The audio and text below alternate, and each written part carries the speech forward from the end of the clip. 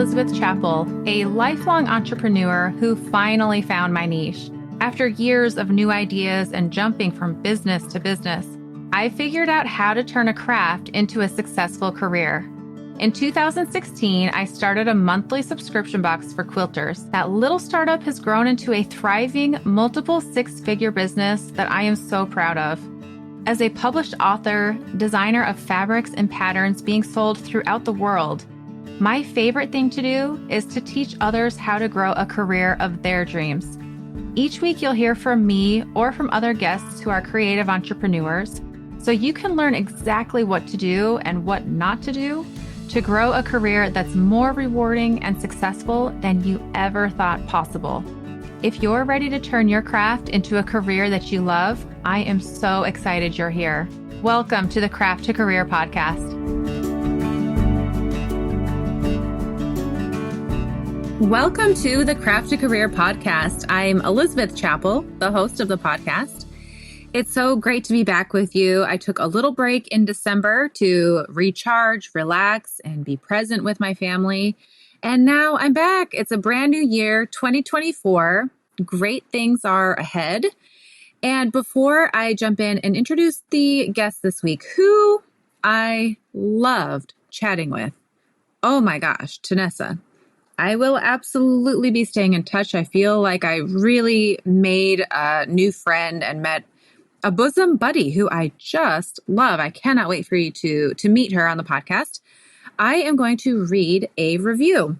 Leaving a review for the podcast is so incredibly helpful. This is how I can find guests for the podcast, or they can find the podcast and request to be on the show.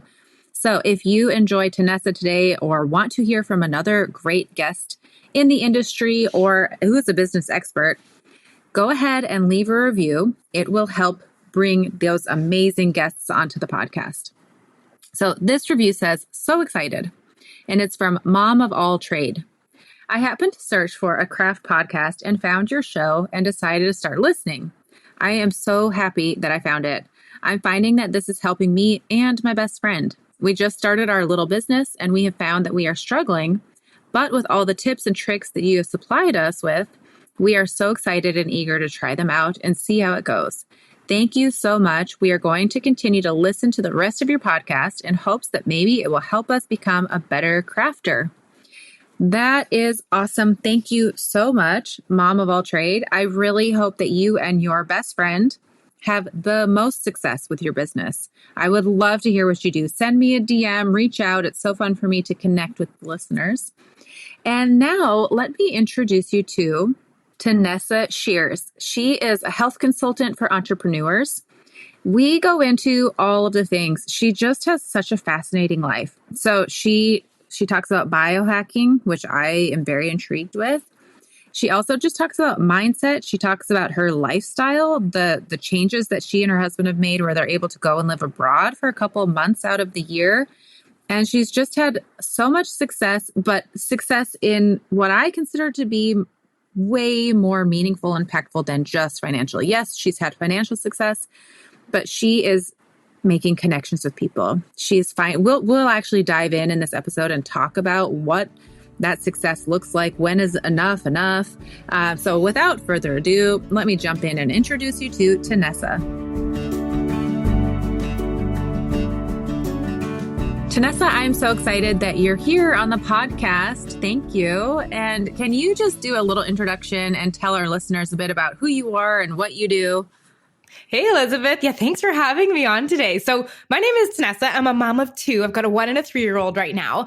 And I work with clients who have their own business and they've been working on, building that up. And then all of a sudden they realize I haven't taken care of myself in a while. And I am drained. I am tired all the time. I'm not eating the way I want. My sleep is a mess. And they get to that point where they're just like, I am tired of putting my health on the back burner. I want to feel energized. I want to feel clear. So that's what I do. So I use wearable tech like an Oura ring, and I use biohacking and help them create sustainable health protocols that fit in around the busy lives that we have while we're parents or we're running businesses, and just kind of help make it all smooth so that we can feel the way we want to feel, have the energy, the focus, and the clarity we need. I'm so intrigued. And this is one of the reasons I wanted to have you on the podcast.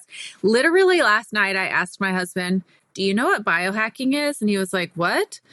Biohacking? He's like, no, what is it? I was like, literally, I wish I could have recorded what I said because I have no idea what it is. I was like, I think it's some sort of hacking your biology so we can live longer and happier. I was like, I don't know. So is that accurate? Yeah, it's pretty accurate. But one thing I wouldn't do is I wouldn't go Google it, because if you Google biohacking, you're going to get like all kinds of things, like people replacing their own, blood cells and doing all that. But there's another end of the spectrum. And that's kind of where I like to do is like meet where we're at with the modern science and the things that are designed to get our brains working clearer, to help us live longer, to have more energy. And so the way I think of biohacking is, what can I do to change my environment outside me and inside me so that I feel my best, my healthiest, my most vibrant? So you had it right on there. It's the hacking the biology. It's using science to make me feel better. It's all about experimentation. I love it.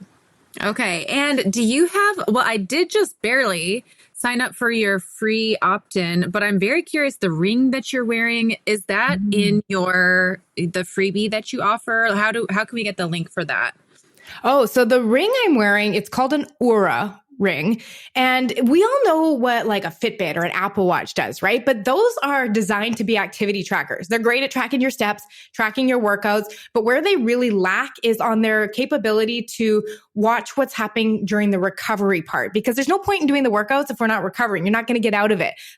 And same way with managing our stress and keeping our body low inflammation. So the Aura ring is designed as a rest and recovery tracker. So it specializes in tracking not only all of the metrics surrounding your sleep, but also to do with your body's stress. Like there are certain measurements that it takes where you can see, is your body in stress or is it not? And you can watch trends over time. And so if you implement different things, you're able to be like, hey, look at that. The stress measurements on my body are changing.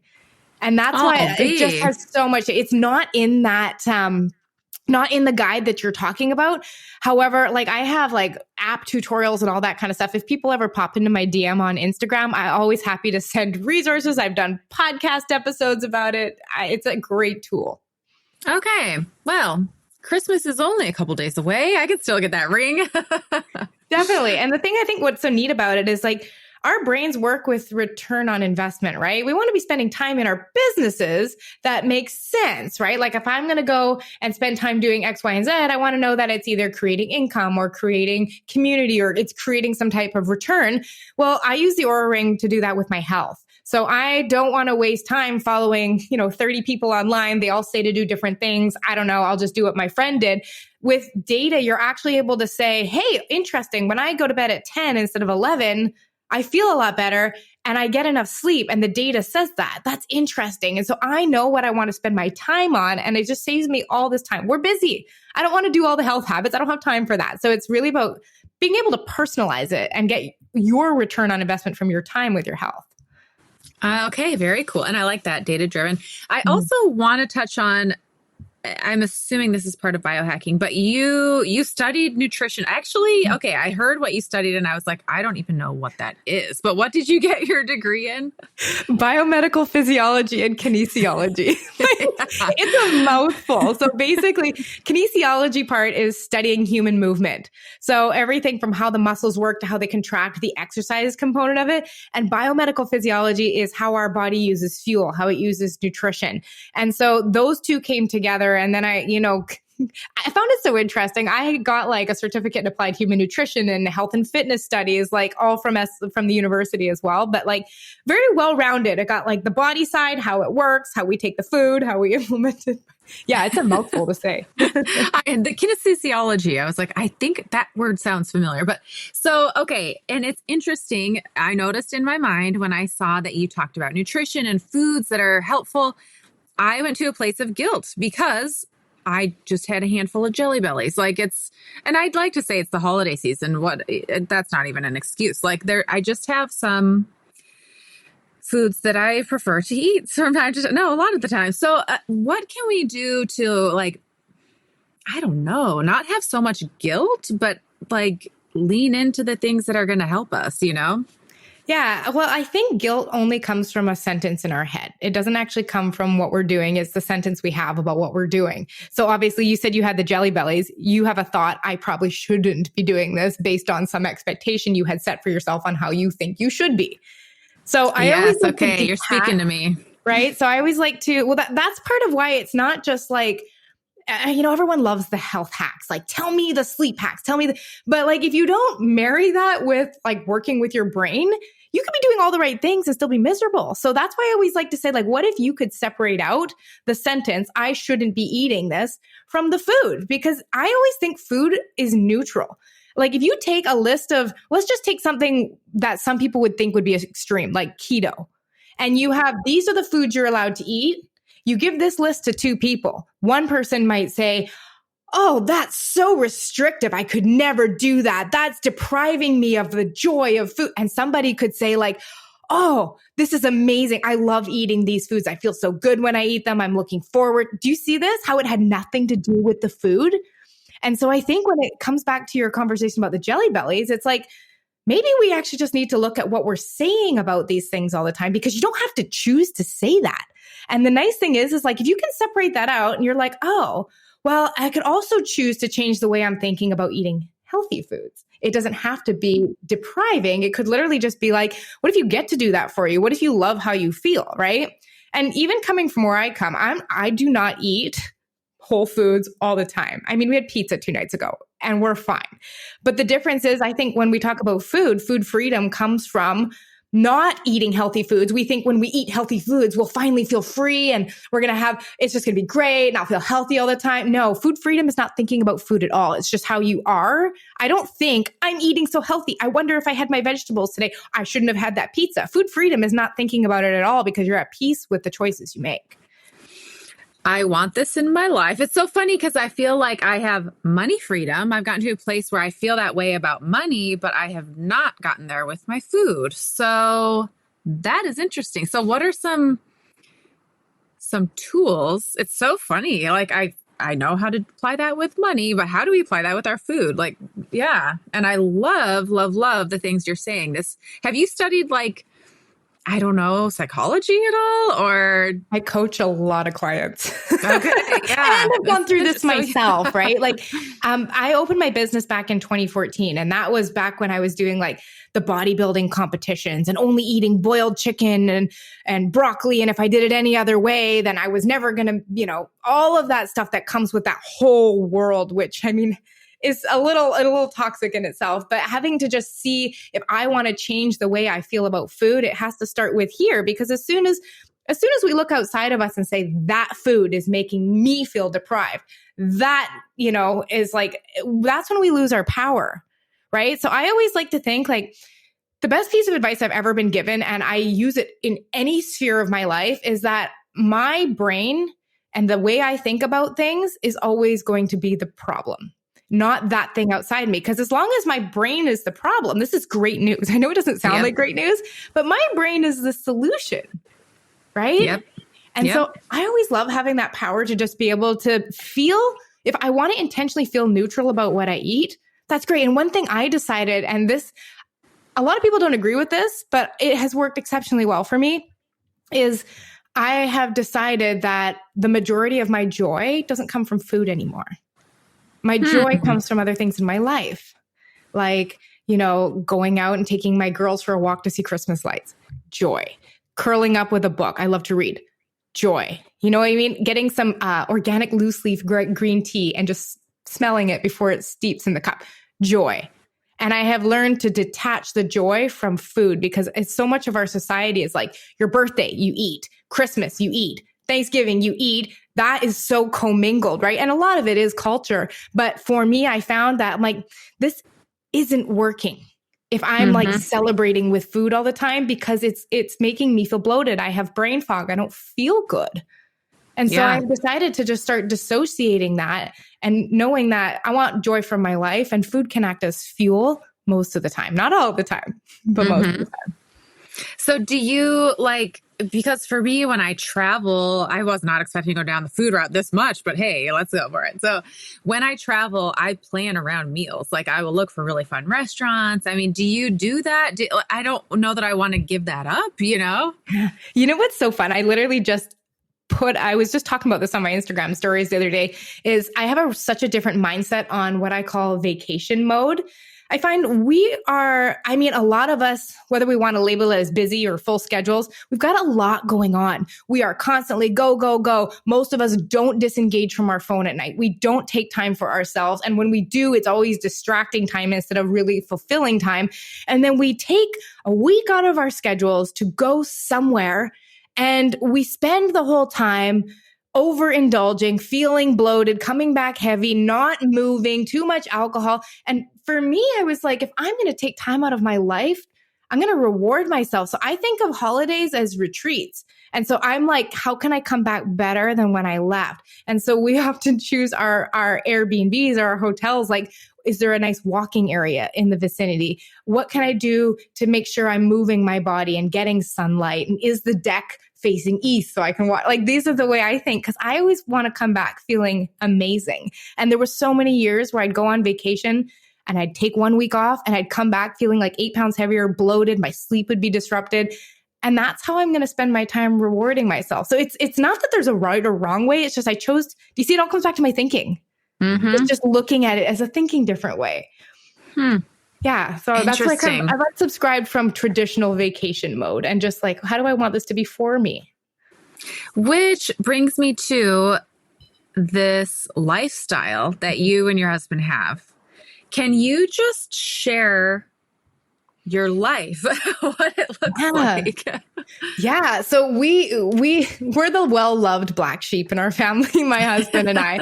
So we found, actually, and this is going to sound crazy, but we found a style of investing about 2 years ago that had allowed us to basically cover all of our living expenses with just the monthly dividends that are paid off of our investment portfolio. And we did that by selling our house and investing. And literally, our family thought we were insane. They're like, this is backwards. You don't sell your house. And I'm like, no, it's going to work. It's going to be great. I have a spreadsheet. Fine. But fast forward, like we're probably 2 to 3 years into this, and my husband has quit his full-time job. He worked as a mechanic. We now, my business, he has a videography business that he runs. And so we now have, like, because he's no longer tied to a physical job, we've got a bit of location freedom to play with. So we've actually decided we want to spend 4 months a year living and working in another country. And so in January, like literally in 3 weeks, we're going to go move to Panama for 2 months just to go and live. I mean, I live in Vancouver. It's rainy. It's not very bright here. So just go live in the sun. And it's been possible because we made some big decisions that were uncomfortable and we got a lot of pushback on. But it has given us this kind of financial freedom because our expenses are covered, and the location freedom because he doesn't have to work. And that in combo with my business, now we get to travel. So we'll be spending 2 months in Panama. It's literally going to be like life here, but somewhere else in a different culture. We want to celebrate their holidays. I want my kids to hear different languages. Like I never traveled much. So I think this is going to be a fun experience to kind of start seeing the world while not having to stop everything to make a trip. It's so cool. And I think I listened to a podcast with you and your husband. He talked about when he quit, it was the whole thought process again, like your mind, but he was like, oh, I'm going to have so much time. Life's going to just be amazing now that I'm a stay-at-home dad. And it wasn't like it was. So I don't know if you want to speak on that a little bit, but just that the idea of like, whatever, something else is going to be the solution. Once something outside of me changes, then all of a sudden I will be happier. Yeah, that's the when then fallacy. So what she's talking about specifically was this episode where my husband had retired and he's like, I'm going to have all this time. I'm going to get in wicked shape. I'm going to start doing all these things that I never had time for before. But it's interesting. We always say, when this happens, then I'll do this. When I have more time, then I'll work on my health. When I make more money, then I won't worry so much. And we have all these like just things that we think are going to happen. But all that happens is you decide to change how you're thinking. And so my husband in this scenario, he got, 6 months into being a full-time dad, and he's like, this is rough. I'm just as busy, except now I'm full-time dad. And keep in mind, I was home with baby number 1. So I got the gentle transition, but he got thrown into 2 crying, screaming toddlers all the time. And it's a lot, right? And just realizing that he had all these feelings bubble up of like frustration and anger and just like, what am I doing with my life? And he's no longer the primary income earner, and just all these identity shifts that come with what we think would be the dream if we just didn't have to work anymore. And he disliked it so much. He's like, I'm restarting my videography business. I am just not doing this anymore. But yeah, really just understanding that, like, when we say, when I get there, then I'll do this, all that happens is when we get there, we're going to decide to have a different set of sentences in our head. But I often like to say, like, if you don't do the work to change your brain now and change how you think now, you're going to get to the goal and you're going to have the same brain. So you're going to have to feel the same thing, right? And it's the same thing with when I be healthy, then it'll be great. No, if you're fixated on food now, you're going to be fixated on food then. The goal is, like, we want to change how your brain operates and thinks about it now, so that when you get there, you won't be disappointed with the outcome. You won't be like, oh, this feels nothing like I thought it would be.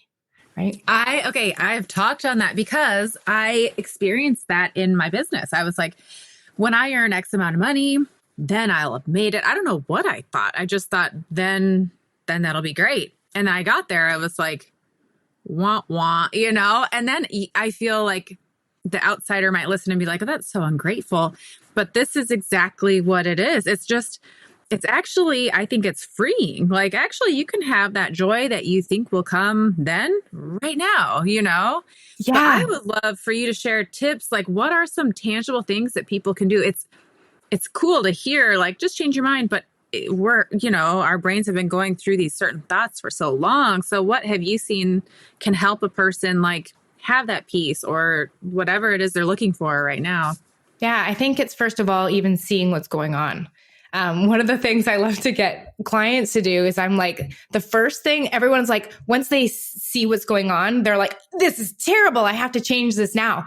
But I always like to invite, like, okay, what if you just spent a week listening in your head to what is going on? Because I think most of us, like, we hear it, but we don't actually hear it. And so that first week or so when you are hearing, I always say, like, it's going to get worse before it gets better, because you've gone unconscious. We have all these thoughts in our head of like, oh, I'm so stressed out about this, or I'm always worried about this. And we have all these thoughts in our brain, but we distract ourselves with scrolling Instagram or repeated episodes of Netflix or overeating or over shopping or overworking, and telling ourselves like, oh my God, if I can, I'll just work a bit more, because then this will get rid of this feeling, right? And I feel like we just get really wrapped up and we numb all of those thoughts and those feelings. So when you start to look for them, it's kind of like, this is awful. I am so mean to myself. And we get kind of like really uncomfortable. And it takes determination not to dive back into a distraction.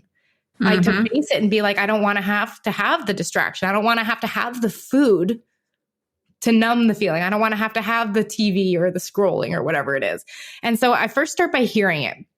And then sometimes what I like to do is, in your head, the sentences feel like facts. Like, sometimes I'll have a client and they'll be like, oh, this is happening and my life is so busy and I have my kids and you don't get it. My schedule, you don't get it. And I'm like, sure, but you're just reporting that like it's the news, instead of a series of choices that you're making about what you're doing with your time, right? And so one of the things I always like is, like, spend 5 minutes writing down the sentences coming out of your head, because when we say them out loud, we really start to be like, well, that's not true.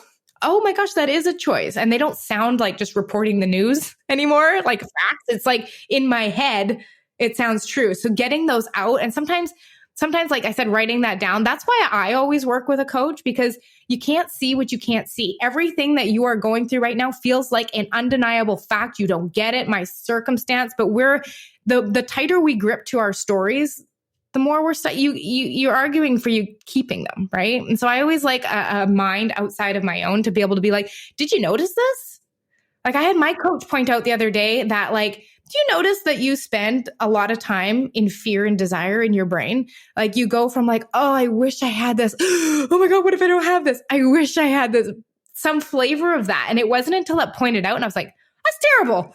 I don't want that anymore. But it was like a freeing moment because I'm like, now I get to do something about it. So do you coach people? Like what services do you offer? Yeah. So I work very closely with clients on, I always say it's like part consulting and it's part coaching. The consulting part is the part that we think we need, the sleep hacks, the proper nutrition, the exercise plan and all that. And that's all important.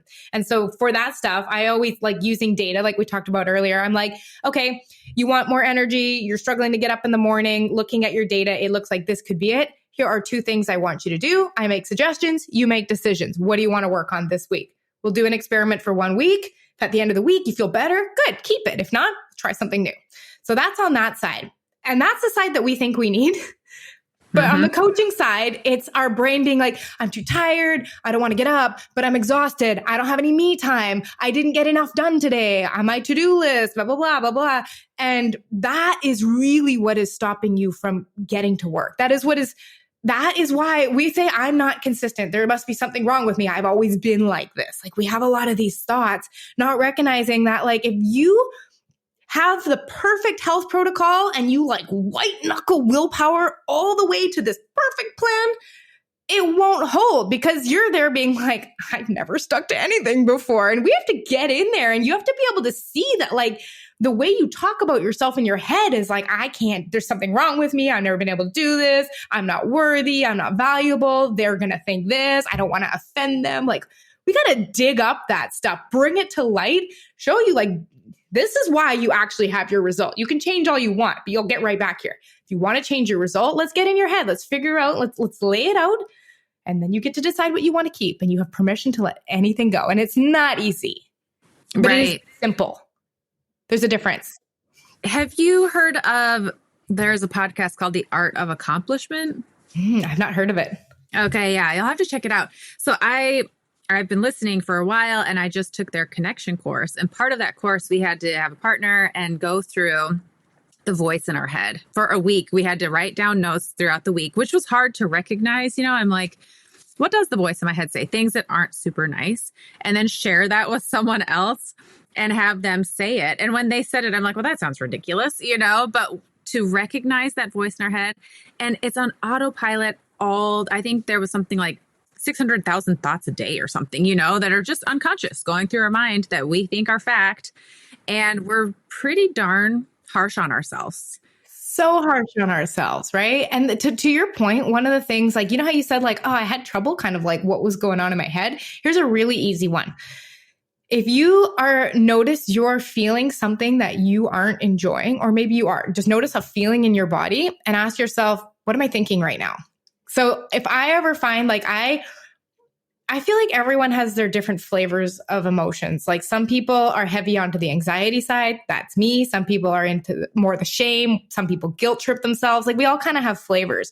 But whenever I feel my anxiety rising, it's a gradual tightening. I can feel I'm not breathing anymore. I can feel like there's a quickness in my head. My thinking starts to get faster and I start to go into problem solving mode I'm not even working. Why am I problem solving? When I notice that experience, I'm like, wait, what am I thinking right now? And it's, you should be doing this. You haven't done this. What about this? You're going to like that's it. When you feel those physical cues, that is such a good sign to go, stop. What am I thinking? Because if we are thinking things on repeat all day, they're going to start generating a lot of those emotions. It's a great place to kind of start poking around. Yeah, I like that because it's much easier to like, oh, I don't feel, I feel stressed or I feel whatever it might be, uncomfortable, and dig into those thoughts. Yeah, well, because when we feel stressed, we go, it's because of that over there. It's that schedule. It's my kid crying. It's that client email. It's that person on Instagram. It's not. Everything. I always think this, and here's how you can tell if something is truly a neutral circumstance, is if you and I could both look at the same thing and everyone else in the world, and we all have the exact same thought on it, it's a neutral circumstance. Like if I look and say, what color is the sky? We're all going to say blue. I mean, theoretically, as long as it's not cloudy, right? We're all going to say it's blue. That's a fact. But as soon as you say my busy schedule, well, that's your opinion on it, right? So we always start to look for where are we coloring things with our own perceptions and taking them as fact. I just love this so much because The people who I work with, they're so much like, it's really mind. It's the mind, they want to grow their business, but they have self-doubt or whatever it might be. But I do want to kind of circle back to this lifestyle that you have with your husband. So if the casual listener is like, oh my gosh, they're retired or they're able to travel to Panama, they could think like, they just are earning so much money and they are so well off. Like, can you speak to what kind of, and maybe you are, but I've heard you speak on this topic. So can you talk a little bit about the mindset and the lifestyle choices? Yeah. So, I mean, are you talking about the mindset in terms of like the when is enough kind of mindset of like, yeah, okay. So I call it my third of life crisis. I turned 34 last January and I'm like, this has to be is this a thing? Because it's what I'm going through. I was on a walk in the morning and I was listening to a podcast, and it was a podcast with a guy named Rob Murgatroyd. And this was such a profound moment that I invited him on my podcast to celebrate 100 episodes. And he did the guest interview there. It was great. And he said this one line, and he said, the whole idea was talking about when is enough. Like, how do you know if you've made enough income, if you're doing enough? Because that's a constant conversation. And he said, enough is enough when it erodes the bandwidth you have for a great quality life. So basically what we ended up doing is I heard that and I was like, the bandwidth for a great quality life, huh? And I had been in entrepreneurial communities where it's literally just like we're all working on $30,000 months. Like that's what we're working on. Everyone's working on it all together, all of us in there. And then as soon as we do that, then we're working on the $1 million year, which is 83,300. We know these numbers in our head because everywhere you look, those are the numbers to hit. After you hit your 100K a year, then and I was like, yeah. And I was coached, and my coach said to me, he goes, Tessa, I feel like you're growing just to grow. I'm like, what else are you supposed to do? He's like, well, where's your season of enjoyment? Like, are you going to enjoy this at any point? Or are you just grinding to where? Where's the goal? Why is your goal the way it is? And I had recognized like, these aren't even my goals. Like, why do I want $50,000 months? Why do I want this? And I was like, because everyone else has it. And so we're like, okay, let's do something crazy. My husband and I sat down. We're like, let's write down everything we could want materially, because that's, costing money. And I'm talking like in-home personal trainers, someone coming, cooking all our meals, like our house cleaned, all the things, traveling 4 months a year, 5-star accommodations, the whole deal. And we did like a level 1 life of like, okay, this is pretty cool. It's what we have now. Level 2. And then level 3 was all the extravagant stuff. We would only need to gross in our business between my husband and I, $250,000 a year. Really? Growth. Because then if you take off expenses and taxes and personal taxes, and it came down to like $146,000. That is all we would need to get all of this stuff we wanted. And it blew my mind. And that started telling me, I was like, so every dollar I earn beyond $250,000, even if I bought everything I wanted, had all the experiences I wanted, traveled the way I wanted, would not change anything. Yep. And so after that point, if the dollar after that requires more time away from my kids, more time away from my husband, less presence on travel, less emotional peace, that is what I mean by eroding the bandwidth for a great quality life. And so it was cool seeing that. And I was like, dude, that's not even a lot of money. Like in the business world, you put 2 businesses together. And I'm like, It was a wake up moment. And I was just like, that's so cool because why am I working this much? And I started scaling back and I reduced the amount of clients I took on. And that's the opposite of what you're supposed to do. But it's freedom. And I think that's really what we all started the business for. It's like, I want freedom, time freedom, location freedom, emotional freedom.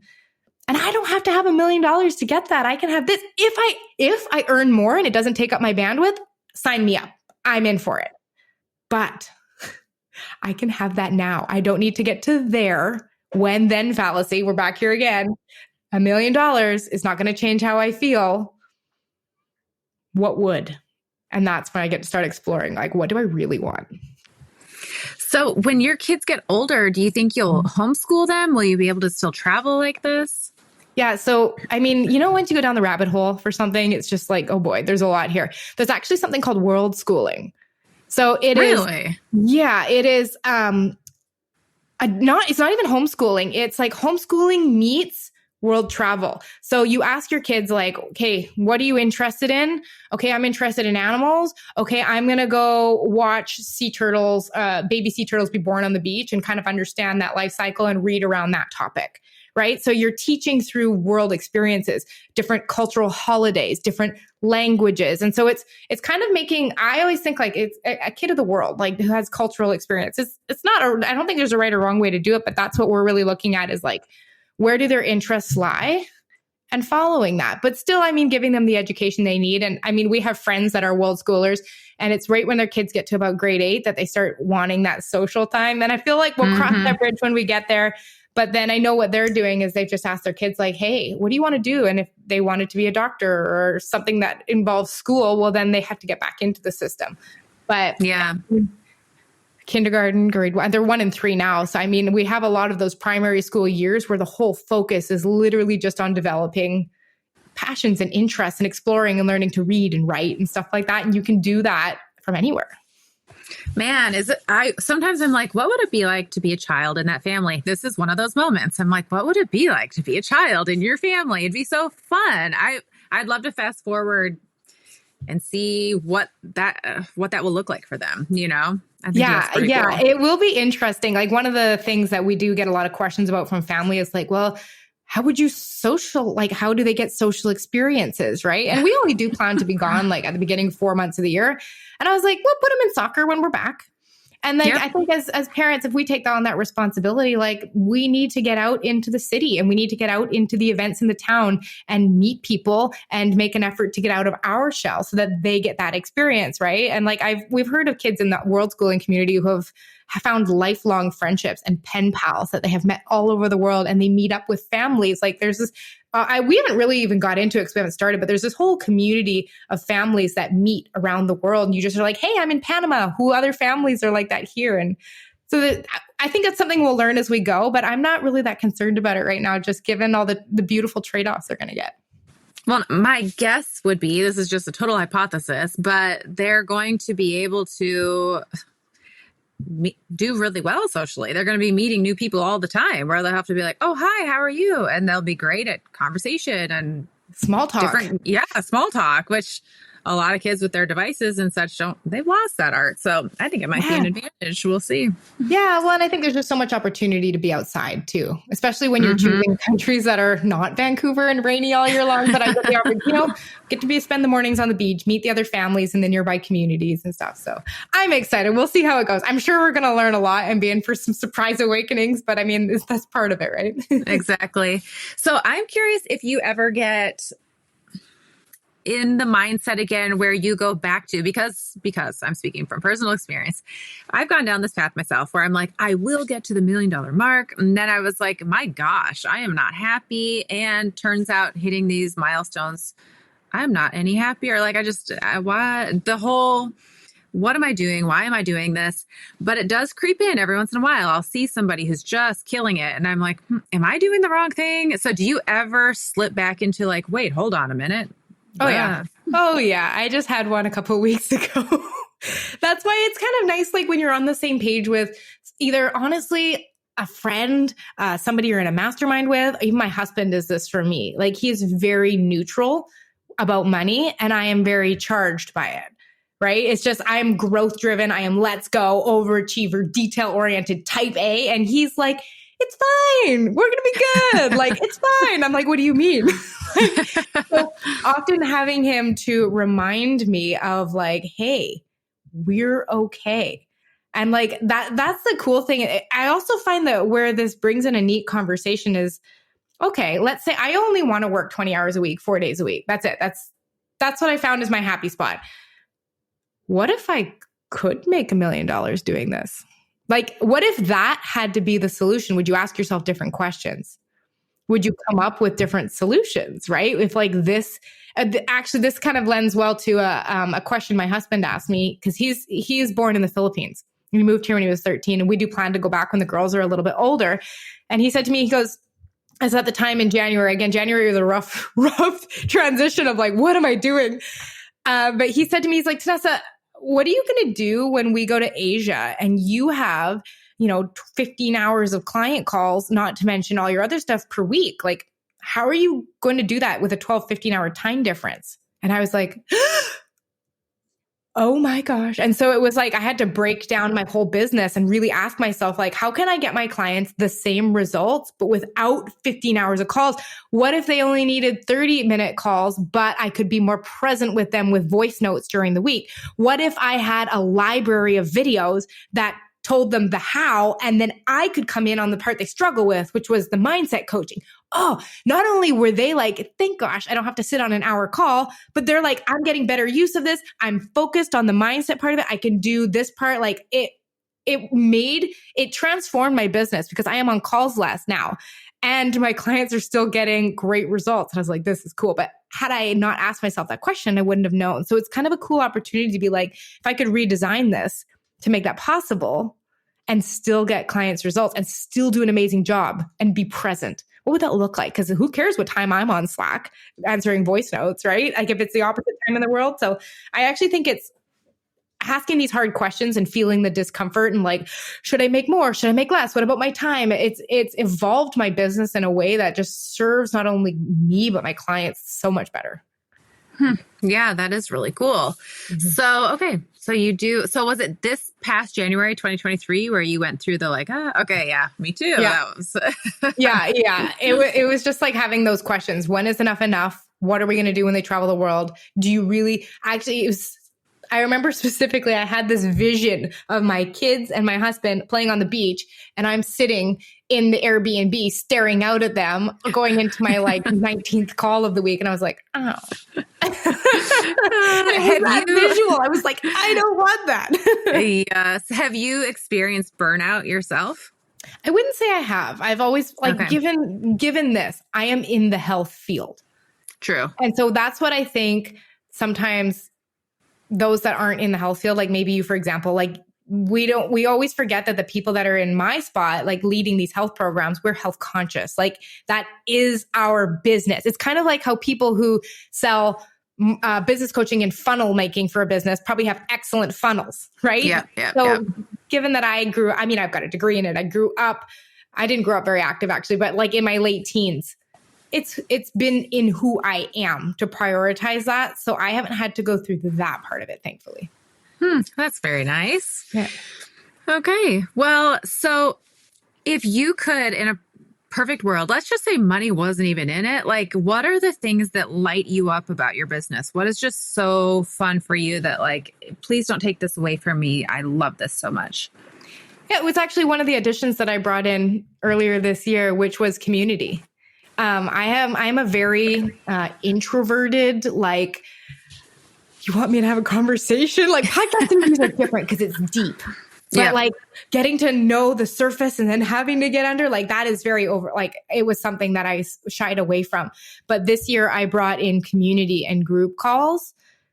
And like, I just feel lit up. Like, I think one of the most magical things, it actually just happened last week, is I had two of my community members be like, if I fly up to New York, could we grab coffee? Yeah. And I'm like, oh my gosh. I was like, this is so cool. Like I've created a community of people who care enough to meet each other in person, travel across the country, like that kind of stuff. People seeing other people's experiences and being like, I relate. Like I had clients cry together, all like multiple people all crying in sympathy with each other and just feeling. And I've never experienced community like that. And it has been it has completely opened my mind. That is really cool. So where do you host your community? I host it on Slack, and then the calls are on Zoom. So we just have like a big group Slack, and there's, channels for all the different things and stuff like that. But just keep it simple, Slack and Zoom. That's really, and you attract your people. So for the listener who's like, how do I know? What can I tap into? Do you have advice for someone? Like how can they find this thing they love? Meaning like, how can they find what is inspiring them and lighting them up? Yeah. Because for you were terrified of this community. Like what led you to do that? I mean, what advice would you give someone to like just test it out or? Yeah. I had to borrow someone else's belief. I didn't have that belief. And I had someone I was in a program with last year. sharing her experience on a community because my brain was like, that is less value because it is not only one-on-one time with me and they will think it is less valuable. Like I had a story in my head about that. And I had someone say to me like, no, the community is the best part. It is these calls is the best part. And I was like, I'm going to borrow your thought. I'm going to hold on to it. I'm going to lean into it and believe that because I don't have that for myself yet. And so I think it's maybe having someone in your environment who encourages you in a way that maybe scares you, right? Like what would you love to do that you haven't tried before? Because I think that's what that came out of too, is like, I never would have tried it had I not asked those questions. And so I think it's like literally like, okay, well, that's possible for them, which means there is some way it is possible for me. Am I willing to go through the discomfort to figure it out? Very cool. So what groups are you a part of? Like, how did you meet this person who shared that advice with you?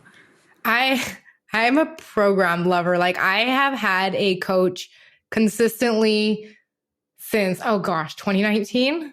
Mm-hmm. I'm like in a 6-month mastermind and then a 6-month group program, then I hire a one-on-one coach. And so I always look at it as like, I don't really ever believe that there's one program that's going to be the silver bullet. I think each program comes with good lessons, bad lessons. And I think it comes with a skill and it's like a puzzle. And sometimes we're like, that was the program that worked. And I think what it is that was the program that gave you the last skill in the puzzle that made it all work. And so that's why I'm constantly looking at, because I want to always be around people that think different than me. I don't want to be in an echo chamber where everyone has the same goals as I do, think as I do. And I feel like if I stay in the same environment for too long, then I don't get to hear any other things, right? And so for me, it's always exposing myself. And it doesn't have to be with paid programs. It can just be like literally communities in your environment. You can join a Facebook group over here for business. And if you like knitting, you're over here in this community. You have a meetup over here with people in your actual like local community, being around people that think different than you and then welcoming that instead of thinking, I feel a lot of us don't like opinions that are different than ours or contrasting. But like, if you can stay in that discomfort of the dissonance of like, that thought is different than my thought, I think that's where the growth is, because I can't tell you how many times I've changed my mind on something by just being like, all right, this means I was wrong about that. Am I willing to be uncomfortable to grow? And for me, I love the answer to always be yes. That is very valuable. Oh, if we could have more of that in the world of just like not being in an echo chamber. I love that. Being with people who think differently. Yeah. So, well, and that's why like I always make sure like if we always come across those posts on Instagram or our Facebook feed or Threads or wherever where something you can feel that you disagree with it. You can feel it in your body before your brain even registers that you like don't agree with what they said. I feel people are so quick to unfollow and be like, how could you say that? Unfollow. But it's like, I don't want to be around people who all think the same way that I do because I will never change. And so I always invite like, bring in thoughtful discussion. Like I've got a girlfriend and she's very into the health scene, almost like to the holistic point beyond where I am. And a lot of her stuff will set off a disagreement in me. And I love talking to her about it. I'm like, I disagree with this. Can you explain what you think about that? Oh, that's fine. I never ever looked at it like that. And I find it such a way for me to soften, be like, okay, I can see why they would think that now instead of thinking that's wrong. And it's a peace inside when you're not trying to fight with everything that you don't agree with. It's like, how could it be true? Because for them, it is true. Right. Well, and the world broadens and all of a sudden, even if you don't bring that thing into your own belief as like, oh, this is what I believe. I like being able to understand why they do believe that way. And I have had those moments where my mind literally opens. I'm like, oh my gosh, there's so much more empathy to be had and just like respect and compassion for other people. That is such a big theme in my coaching. Self-compassion, compassion for others. And I always like to, I genuinely, and it's funny, my mom vehemently disagrees with this, and this just goes to show you, but I have a very strong belief that people are doing the best they can. Yes. She's like, no, they're not. I'm like, okay, let's say they aren't. Why would you not want to still believe that? It feels good for me to think, hey, that person wasn't very nice. but I don't think they really intended. I think they're just doing the best they can. I don't know their story. I don't know what they've been through. I don't know what their daily thoughts are. I don't know what their struggles are. So I would much rather just be, and this helps so much with the Instagram friends that are not the friendliest. I'm just like, Right. I always think like I feel for them to be in a brain that would put that out onto somebody else. Like I genuinely feel for that because that must be a hard brain to live in. Have you seen my Instagram account lately? Because there was some of that going on. So I don't know if you are No. speaking to that or okay, No. interesting. All right. Well, that's very timely. So we'll just leave it at that. But it's just, yeah.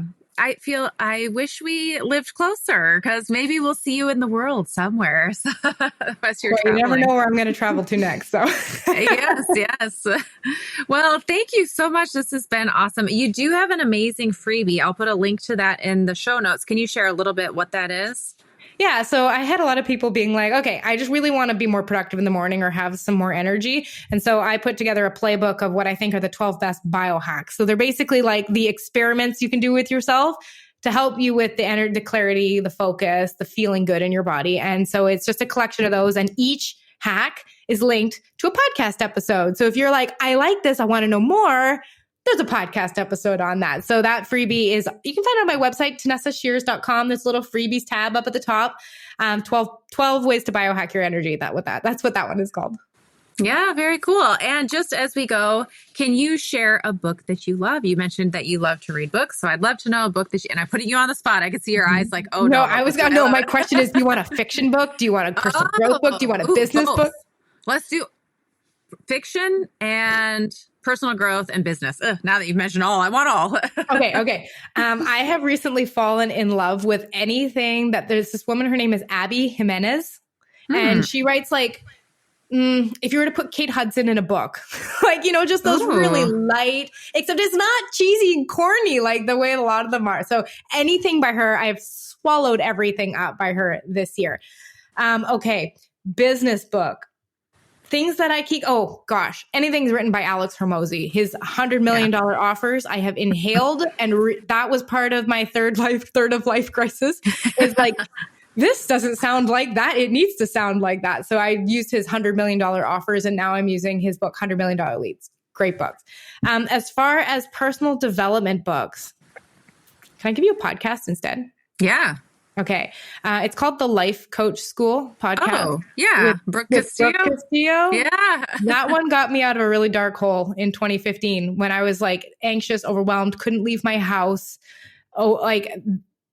Your thoughts create your feelings. That single concept blew my brain open and to this day has impacted every move I have made since.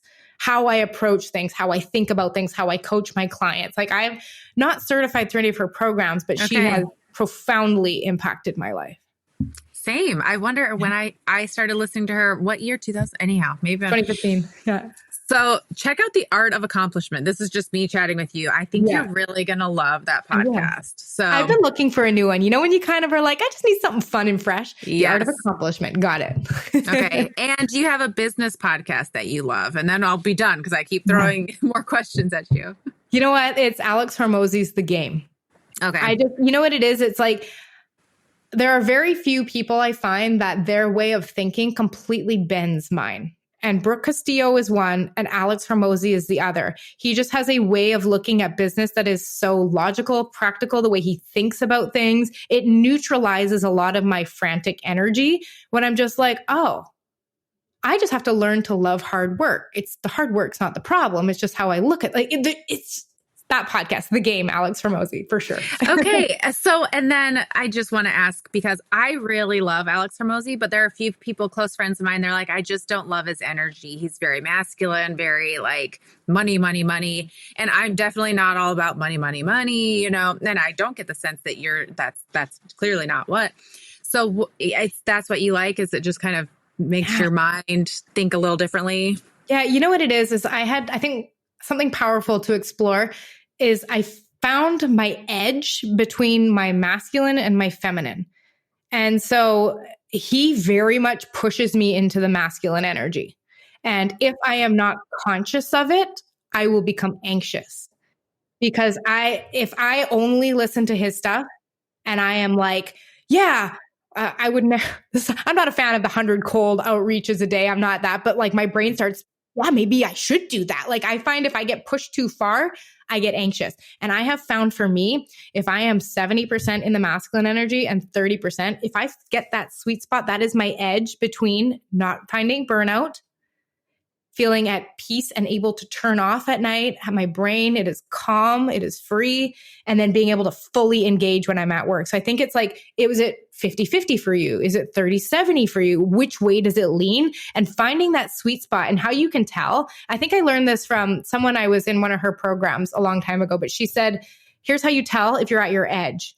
You're not bored, but you're also making progress. If you're too much into the feminine, you're usually probably a little more, you're not moving as much. There's not as much progress. You're maybe a little bit bored. So you want to feel challenged, like you're moving forward, but you're not bored. And as soon as you can find that sweet spot, you notice. Because if I'm listening to Alex Hormozi 100% of the time, I'm so far past, I am like, I need to check back into my work. And so I find that I have to be looking for influences to shift back the other way. And so I'm conscious of that. And it also has to do with, your cycle, because there are certain times I'm just like, let's go. And there's certain times I'm like, I need a nap. Yep. Well, I could keep chatting with you all day. I think I found a new little bosom buddy. So thank you. I've loved this so much. For our listeners, what's the best way for them to find you? Yeah, either my podcast, Becoming Limitless, or if you're like wanting to actually directly reach out, I'm on Instagram at Tanessa Shears. I'm super active on there. I'd love to just hear what you found resonated, or if you share this and tag both of Elizabeth and I in this. I always love that kind of stuff and seeing what's hitting home, right? Awesome. Well, thank you so much for being here. This was just so fun. Yeah, thank you for having me. Tanessa, thank you so much for being on the podcast. What a pleasure. I just sincerely enjoyed chatting. I could have chatted for hours and hours. In fact, I will probably reach out and stay in touch because I love the things that you said. I hope that you listeners resonated and found what she said helpful and inspiring. Be sure to go and follow her on Instagram. It's Tanessa Shears, Tanessa, and then Shears, Shears. Get her free download. And she has a podcast as well. So you can stay in touch with her. And thank you so much, Tanessa. It was just so great to have you on the podcast. Listeners, join me next week. I'll be back with a brand new episode talking about 2024. It's a brand new year that can be both exciting and feel a bit daunting. So let's just talk about the year ahead, how to approach it, some tips and tricks that you can use to make this be an exciting new beginning for you and your business.